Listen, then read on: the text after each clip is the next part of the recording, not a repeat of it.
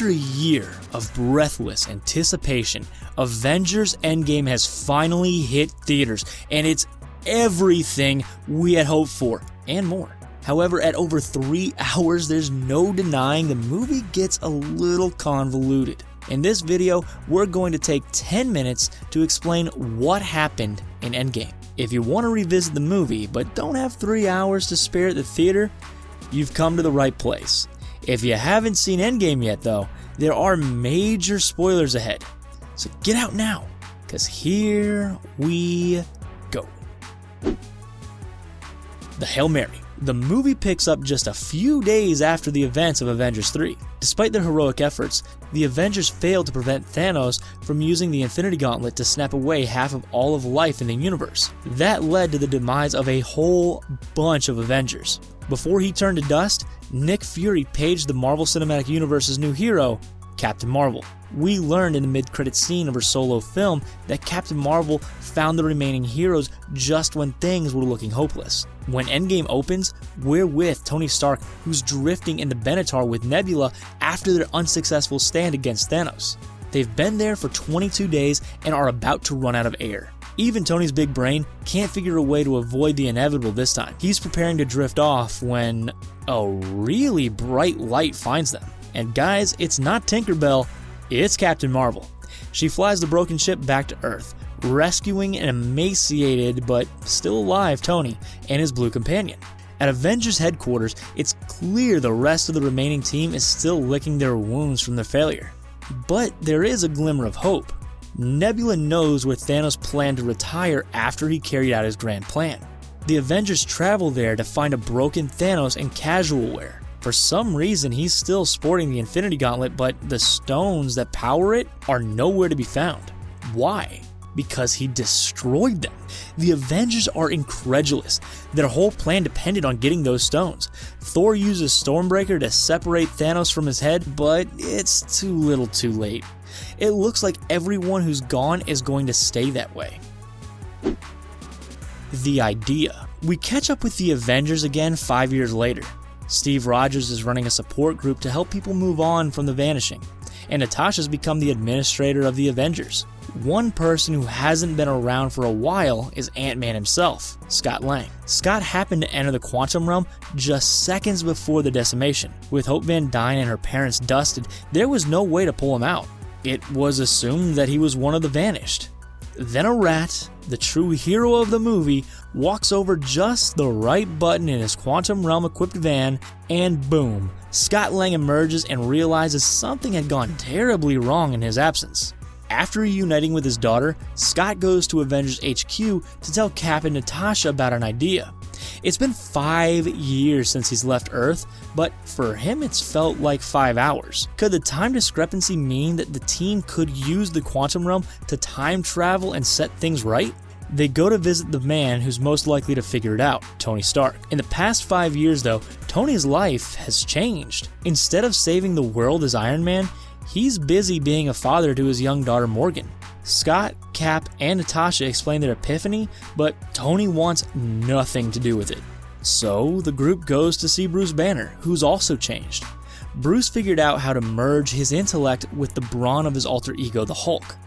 Now as Professor Hulk, he can smash and do science. Time travel is beyond his expertise, but he agrees to give it a shot. Meanwhile, Tony can't let the time travel idea go. He quickly figures the whole thing out. He considers backing off. He doesn't want to lose the life he's found with his daughter and Pepper, but Pepper encourages him and he arrives at the Avengers compound in the nick of time. Hulk wasn't exactly making it work. The Gathering. Soon, Tony's got the tech figured out and they set out to recruit the remaining Avengers. Hulk and Rocket Raccoon go to pick up Thor in New Asgard, but when they find him, he's not exactly looking like himself. In his depression, Thor's lost himself in beer and video games, and he still can't hear the name Thanos without getting upset. Thor is reluctant, but they convince him to help.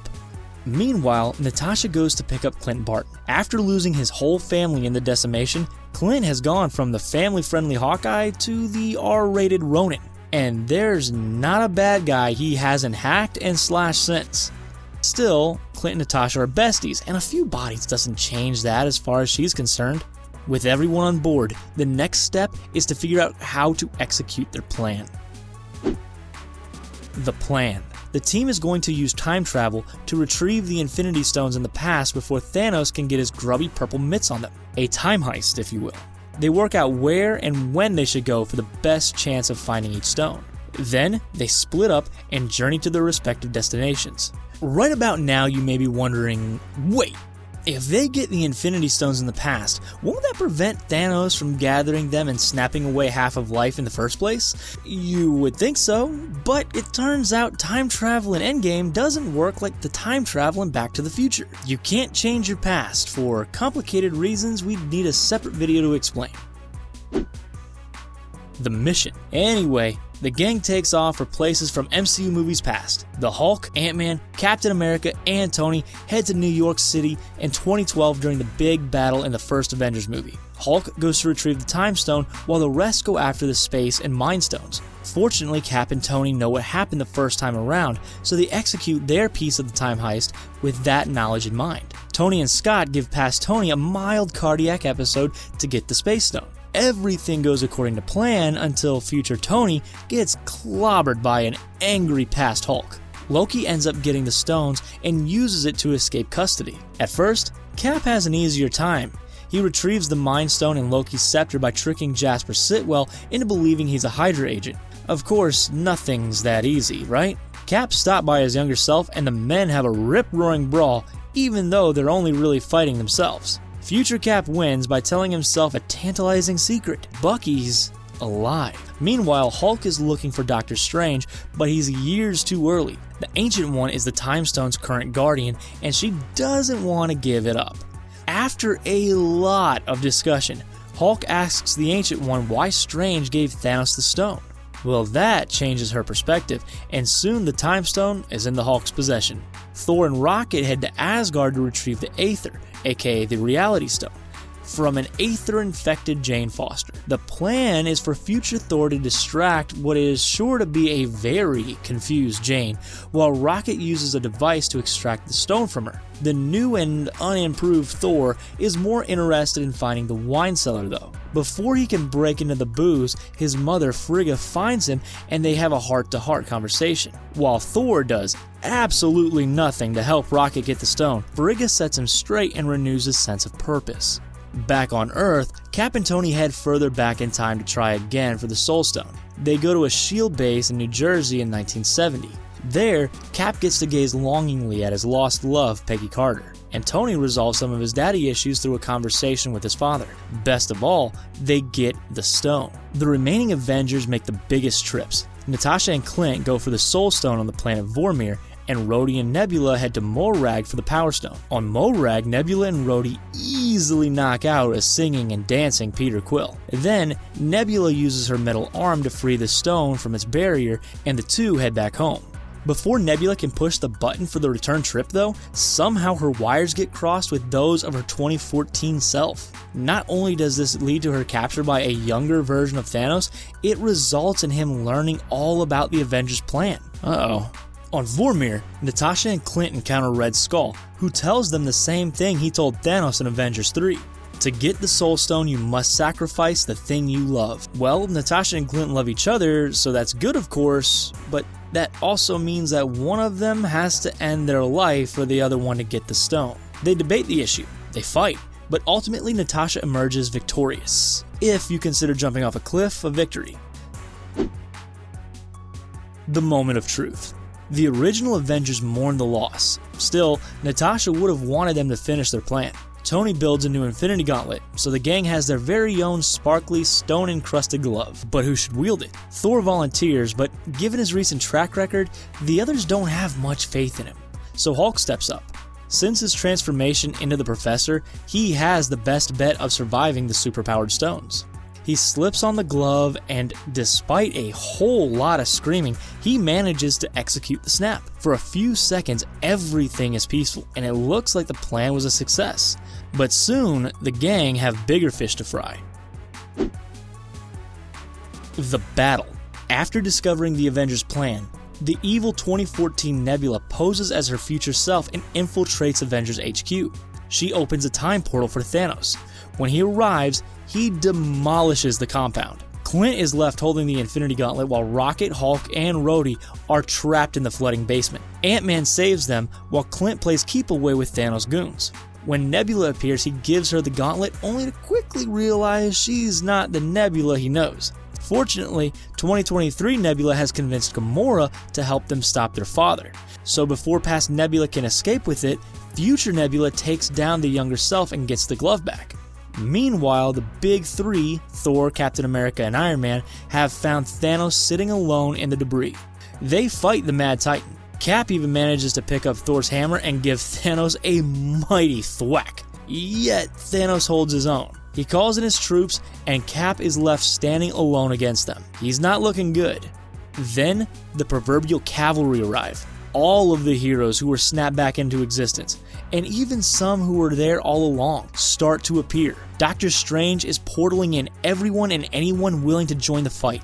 Soon, Captain America is surrounded on all sides by superheroes. Seeing the scales tipping in their favor, Cap utters the two words fans have been longing to hear for years. Avengers, assemble. With that, the battle is on. Thanos almost gets the new Infinity Gauntlet.